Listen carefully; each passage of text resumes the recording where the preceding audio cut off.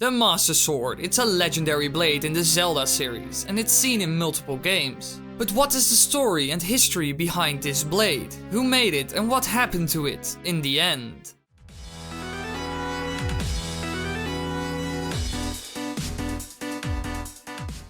It all started after sealing away Demise. The goddess Hylia created Phi, an intelligent humanoid spirit who resided in the sword, and gave it the purpose of assisting her chosen hero throughout his journey.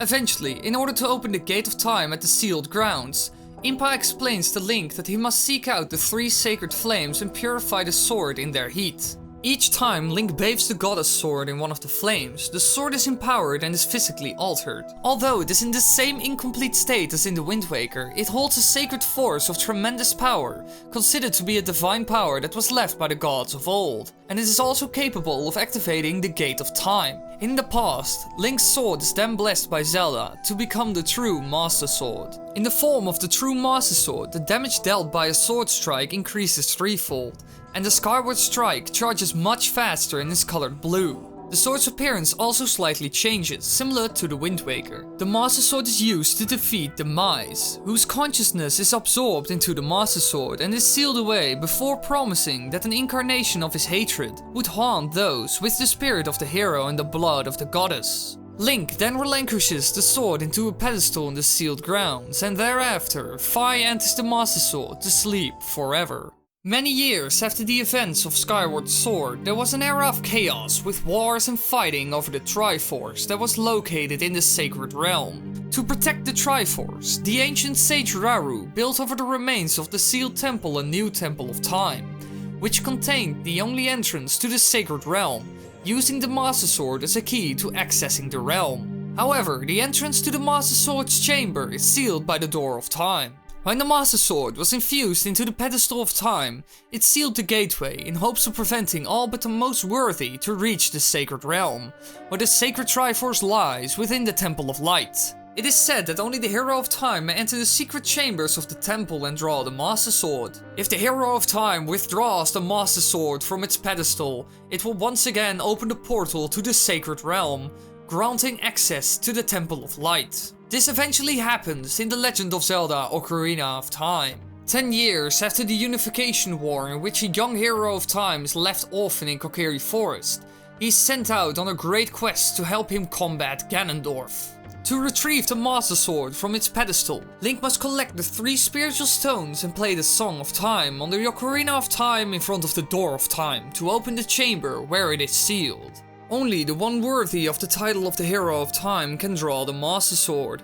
However, since Link was too young to bear such a title, the Sacred Blade sealed his spirit away in the Chamber of Sages until he became the right age. Additionally, because the Master Sword serves as a gateway between Hyrule and the Sacred Realm, Ganondorf was able to access the Temple of Light and steal the Triforce after Link pulled the sword from its pedestal. After clearing the Forest Temple, Link can travel back to his original time by placing the Master Sword in the Pedestal of Time. This becomes necessary as the young hero journeys to awaken the remaining 5 sages. Eventually, the young hero confronts the King of Evil, and he is able to defeat him with the power of the Master Sword along with the help of the 7 sages. Princess Zelda feels guilt for the Hero of Time having lost his childhood just to save Hyrule, and sends him back in time to relive the days he missed and thus creating a new history. Following this, Princess Zelda returns the Master Sword to the Pedestal of Time and seals the entrance to the Sacred Realm. In a timeline in which the Hero of Time is killed in his final battle with Ganondorf in Ocarina of Time,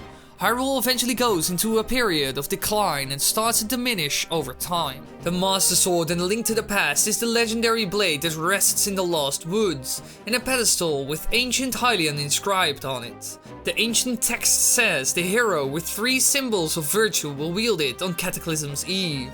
In order to defeat the evil wizard Aghanim that has taken over Hyrule Castle, Link must obtain the Master Sword. However, before the young hero can wield it, he must first acquire the 3 pendants of virtue that are scattered throughout the land. After doing so, he retrieves the Sacred Blade from the Pedestal of Time within the Lost Woods, defeating Aghanim with it and eventually Ganon. With Hyrule safe from evil, Link places the Master Sword back in its pedestal, never to be used again. The Master Sword, however, makes a reappearance in the Oracle series, fittingly as the most powerful sword in the game. When combined with the power of the red ring, the Master Sword is capable of taking down almost any boss in 2 or 3 spin attacks. The only way to unlock the Master Sword is to have finished one of the games, and to have started a linked game on the opposite game. When a certain secret in the game is found and told to Feyror, she will upgrade the noble sword Link currently holds into the Master Sword. However, if Link still has the wooden sword will become the noble sword, and the Master Sword will be found where the noble sword should have been.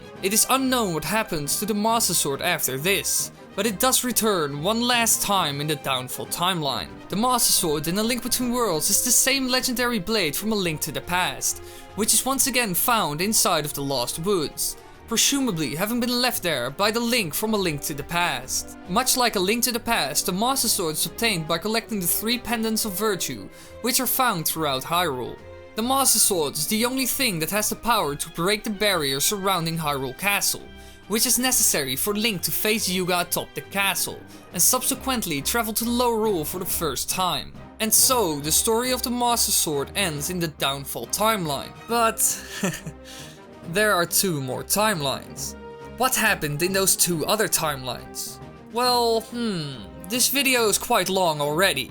You know what? Find out what happens to the Master Sword in the other timelines next week. Thanks for watching everybody, I hope you enjoyed, and don't forget the next part will be uploaded next week.